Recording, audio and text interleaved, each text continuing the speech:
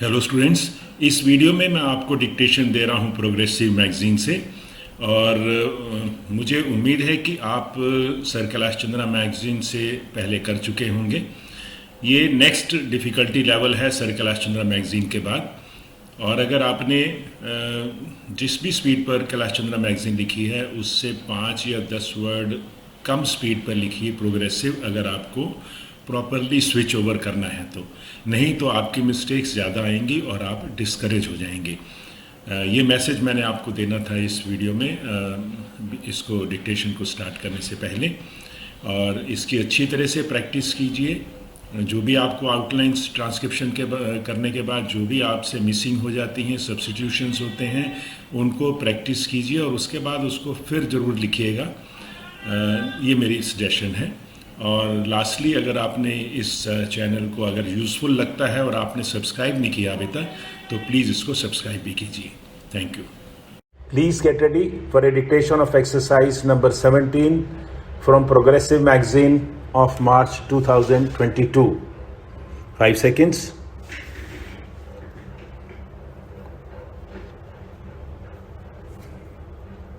Start.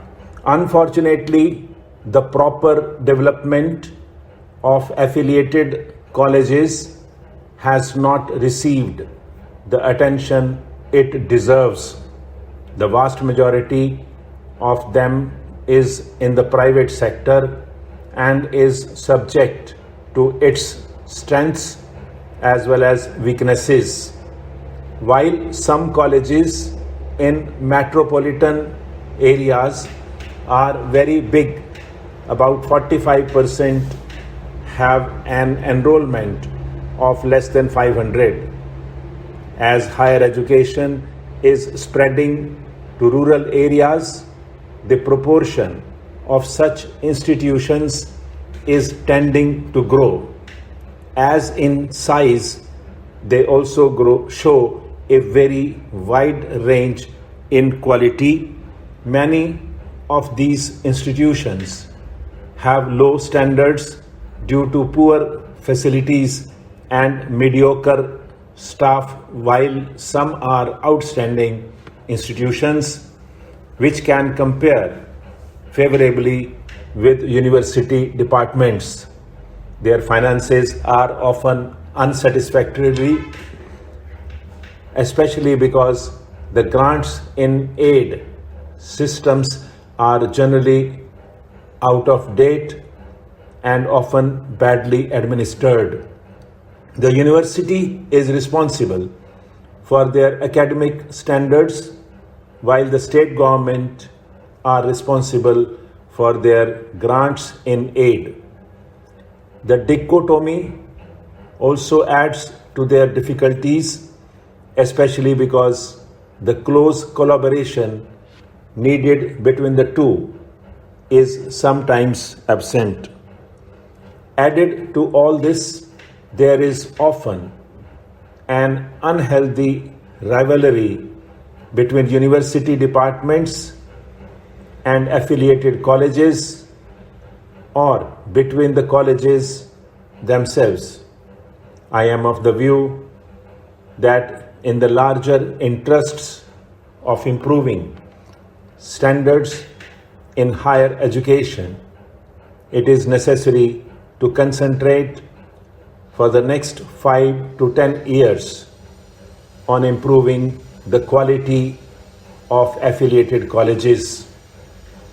Several measures will have to be taken to this end.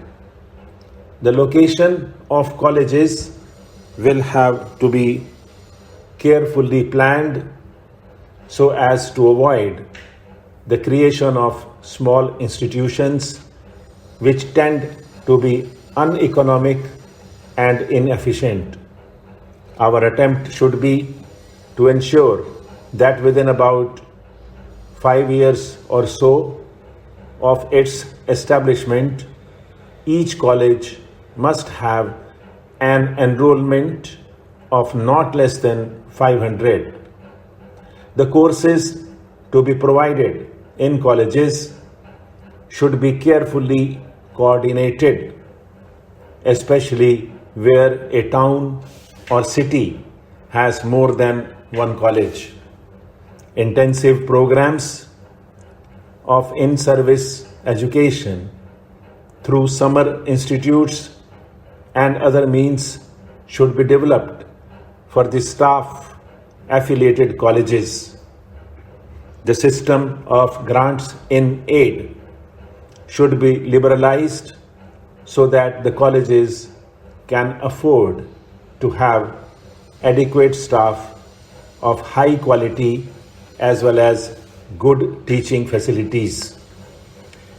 The universities should strive to assist the colleges to supplement their facilities through common programs, and a much closer liaison should be built up between the universities and state governments in a common program to improve standards of colleges in the country.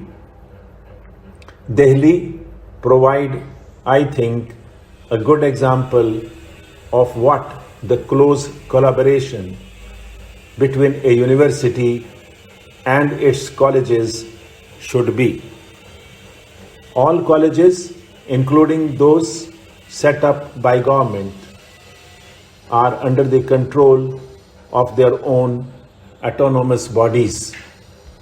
The remuneration, qualifications of teachers in the colleges and universities is the same, and methods of recruitment are similar.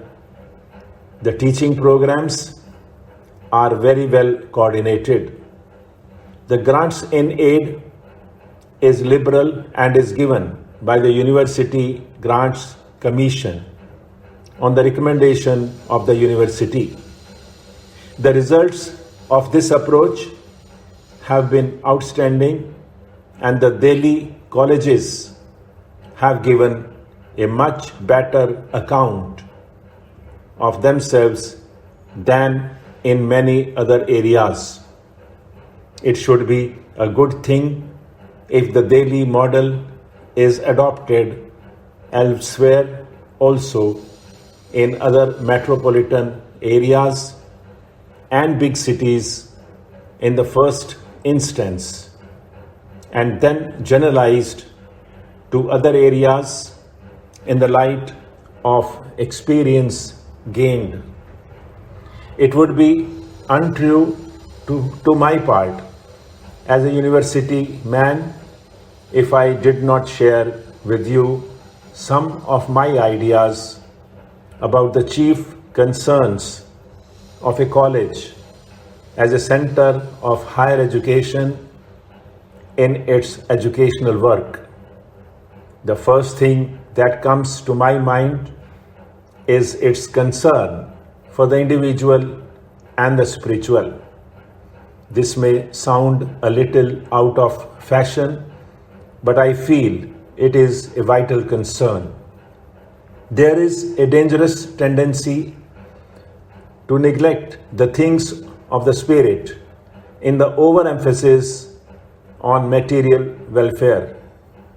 The final jurisdiction of education is an enrichment of life for individual human beings and the full development of their spiritual potentialities. Whatever else the college may or may not do, education in this sense should be its first concern. Its second main concern should therefore be to organize its work as to make the realization of this educational aim possible. This implies mediation between the subjective mind of the educand and the objective mind concretized in the manifold goods of culture. Mediation that is between the individual student and his culture, between him and the science the arts, the techniques, the religious, the moral and legal codes, the social forms, the institutions, the personalities in which human culture is embodied, stored as it were. But every mind cannot get its nourishment indifferently from any goods of culture. There must be a correspondence between the mind to be educated and the mind embodied in the goods of culture. The good college can never do too much to initiate the student into the process of the self-discovery of his inclinations and aptitudes, and to see that the goods of culture selected to educate him correspond to his mental relief, which is good for future. Stop.